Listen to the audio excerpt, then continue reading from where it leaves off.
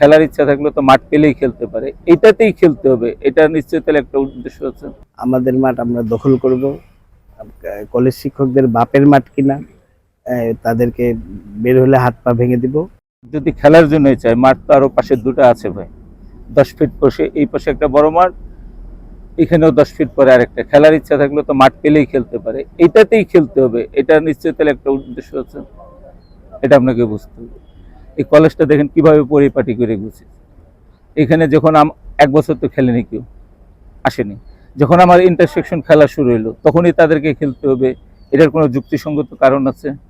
আপনি সাংবাদিকতার বিবেক দিয়ে বলেন। 1 বছর তো চায়নি, আর কারো কাছেই কোনো মাঠ চায়নি তারা।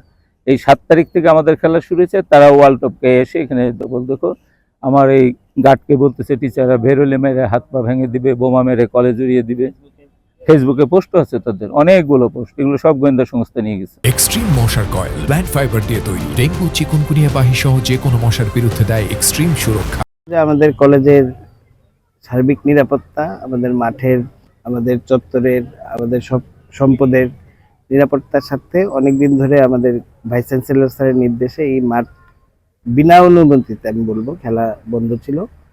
কিন্তু অনুমতি ছাড়া, কোনো ধরনের প্রসিডিউর ছাড়া, আলোচনা ছাড়া আমাদের মাঠ আমরা দখল করব, কলেজ শিক্ষকদের বাপের মাঠ কিনা, তাদেরকে বের হলে হাত পা ভেঙে দিব। ফেসবুকে এগুলো লেখালেখি এখানে এসেও বলছে, অনেকের সামনেই বলছে। তো এইগুলো আসলে আমরা এই সংক্ষেপেই বলছি যে আমাদের কলেজের ক্যাম্পাসের ভিতরে আমাদের অনুমতি ছাড়া কেউ এখানে ঢুকতে পারবে না। এইটাই হলো আমাদের মূল কথা।